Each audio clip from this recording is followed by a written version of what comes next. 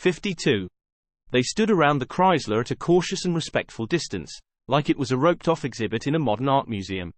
A300C, dark blue, California plates. It was parked tight to the curb, locked up, still and cold, a little travel-stained.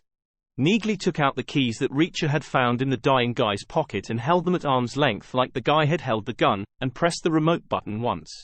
The blue Chrysler's lights flashed and its doors unlocked with a ragged thunk. It was behind the Chateau Marmont, Reacher said. Just waiting. That same guy was in it. His suit matched the sheet metal exactly. I took it for a car service with a gimmick. The others told them we would come, O'Donnell said. At first as a threat, I suppose. And then later as a consolation. So they sent the guy to take us out. He spotted us on the sidewalk, I guess, just after he hit town. We were right there in front of him. He got lucky. Real lucky, Reacher said. May all our enemies have the same kind of extreme good fortune. He opened the driver's door. The car smelled of new leather and plastic. The interior was unmarked. There were maps in the door pocket, crisp and folded. That was all. Nothing else on show. He slid in and stretched a long arm over to the glovebox lid. Opened it up. Came out with a wallet and a cell phone. That was all that was in there. No registration, no insurance. No instruction manuals. Just a wallet and a phone. The wallet was a slim thing designed to be carried in a trouser pocket. It was a stiff rectangle made of black leather with a money clip built in on one side and a credit card pocket built in on the other. There was a wad of folded cash in the clip. More than $700, mostly 50s and 20s. Reacher took it all. Just pulled it out of the clip and stuffed it in his own pants pocket. That's 2 more weeks before I need to find a job, he said. Every cloud has a silver lining. He turned the wallet over. The credit card section was jammed. There was a current California driver's license and 4 credit cards. 2 Visas, an Amex, and a MasterCard. Expiration dates all far in the future.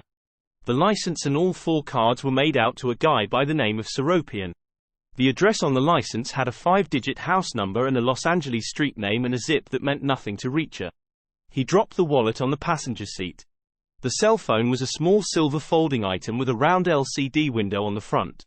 It was getting great reception but its battery was low. Reacher opened it up and a larger window lit up in color. There were 5 voice messages waiting. He handed the phone to Neagley. Can you retrieve those messages? He asked. Not without his code number. Look at the call log. Neagley scrolled through menus and selected options. All the calls in and out are to and from the same number, she said. A310 area code. Which is Los Angeles? Landline or cell? Could be either. A grunt calling his boss? Neagley nodded. And vice versa. A boss issuing orders to a grunt. Could your guy in Chicago get a name and address for the boss? Eventually. Get him started on it. The license plate on this car, too. Neagley used her own cell to call her office. Reacher lifted the center armrest console and found nothing except a ballpoint pen and a car charger for the phone. He checked the rear compartment. Nothing there. He got out and checked the trunk. Spare tire, jack, wrench. Apart from that, empty. No luggage, he said. This guy didn't plan on a long trip. He thought we were going to be easy meat. We nearly were, Dixon said. Neagley closed the dead guy's phone and handed it back to Reacher. Reacher dropped it on the passenger seat next to the wallet. Then he picked it up again. This is an ass-backwards situation, he said. Isn't it? We don't know who sent this guy, or from where, or for why. But, Dixon said. But whoever it was, we've got his number. We could call him up and say hello, if we wanted to. Do we want to? Yes, I think we do. 53. They got in the parked Chrysler, for quiet. The doors were thick and heavy and closed tight and gave the kind of vacuum hush a luxury sedan was supposed to. Reacher opened the dead guy's phone and scrolled through the call log to the last call made and then pressed the green button to make it all over again. Then he cupped the phone to his ear and waited. And listened. He had never owned a cell phone but he knew how they were used. People felt them vibrate in their pockets or heard them ring and fished them out and looked at the screen to see who was calling and then decided whether or not to answer. Altogether it was a much slower process than picking up a regular phone. It could take 5 or 6 rings, at least. The phone rang once. Twice. 3 times. Then it was answered in a real hurry. A voice said, "Where the hell have you been?" The voice was deep. A man, not young. Not small. Behind the exasperation and the urgency there was a civilized West Coast accent, professional, but with a faint remnant of streetwise edge still in it. Reacher didn't reply. He listened hard for background sounds from the phone. But there were none. None at all. Just silence, like a closed room or a quiet office. The voice said, "Hello? Where the hell are you? What's happening? Who is this?" Reacher asked, like he had every right to know. Like he had gotten an accidental wrong number. But the guy didn't bite. He had seen the caller ID. "No, who are you?" he asked back, slowly. Reacher paused a beat and said, "Your boy failed last night. He's dead and buried, literally. Now we're coming for you." There was a long moment of silence. Then the voice said, "Reacher? You know my name?" Reacher said, "Doesn't seem fair that I don't know yours. Nobody ever said life was fair." True. But fair or not, enjoy what's left of it. Buy yourself a bottle of wine, rent a DVD. But not a box set. You've got about 2 days, max. You're nowhere. Look out your window. Reacher heard sudden movement. The rustle of jacket tails, the oiled grind of a swivel chair. An office. A guy in a suit. A desk facing the door. Only about 1 million of those in the 310 area code. "You're nowhere," the voice said again. "We'll see you soon," Reacher said. "We're going to take a helicopter ride together. Just like you did before. But with one big difference. My friends were reluctant, presumably. But you won't be. You'll be begging to jump out. You'll be pleading. I can absolutely promise you that." Then he closed the phone and dropped it in his lap. Silence in the car. "First impressions?" Neagley asked. Reacher breathed out. "An executive," he said. "A big guy. A boss. Not dumb. An ordinary voice. A solo office with a window and a closed door. Where? Couldn't tell. There were no background sounds. No traffic, no airplanes. And he didn't seem too worried that we have his phone number. The registration is going to come back phony as hell. This car, too, I'm sure. So what now? We head back to LA. We never should have left. This is about Swan, O'Donnell said. Got to be, right? We can't make a case for it being about Franz. It's not about Sanchez or Orozco, so what else is left? He must have gotten into something immediately after he quit New Age. Maybe he had it all lined up and waiting. Reacher nodded.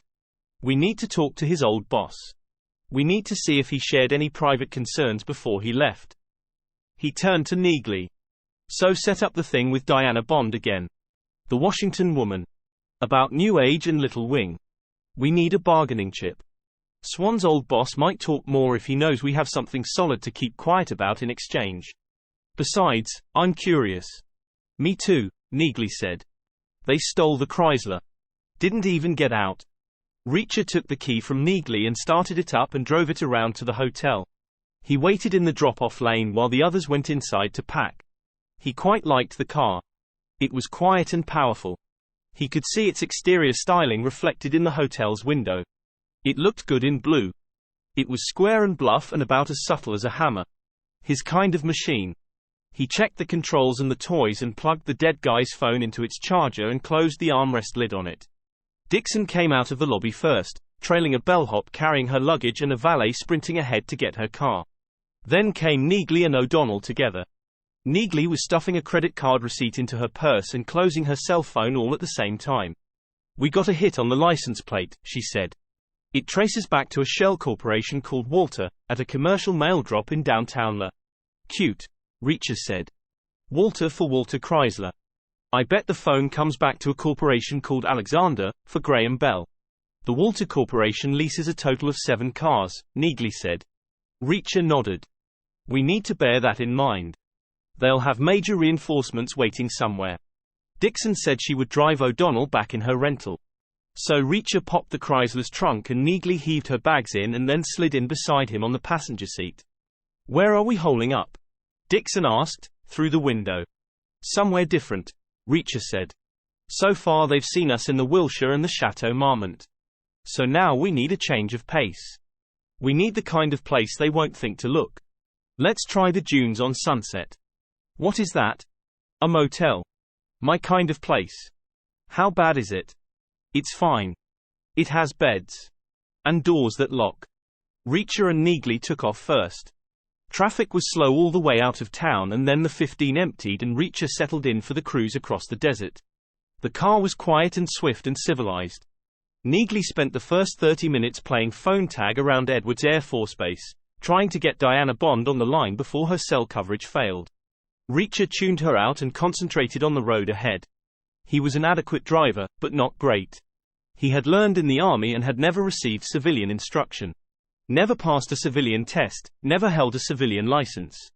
Neagley was a much better driver than he was. And much faster. She finished her calls and fidgeted with impatience. Kept glancing over at the speedometer. Drive it like you stole it, she said. Which you did. So he accelerated a little. Started passing people. Including a medium-sized U-Haul truck lumbering west in the right-hand lane. 10 miles shy of Barstow, Dixon caught up with them and flashed her lights and pulled alongside, and O'Donnell made eating motions from the passenger seat. Like helpless masochists, they stopped at the same diner they had used before. No alternative for miles, and they were all hungry. They hadn't eaten lunch. The food was as bad as before and the conversation was desultory. Mostly they talked about Sanchez and Orozco. About how hard it was to keep a viable small business going. Especially about how hard it was for ex-military people. They entered the civilian world with all the wrong assumptions. They expected the same kind of certainties they had known before. The straightforwardness, the transparency, the honesty, the shared sacrifice. Reacher felt that part of the time Dixon and O'Donnell were actually talking about themselves. He wondered exactly how well they were doing, behind their facades. Exactly how it all looked on paper for them, at tax time. And how it was going to look a year from then. Dixon was in trouble because she had walked out on her last job. O'Donnell had been out for a spell with his sister. Only Neagley seemed to have no worries.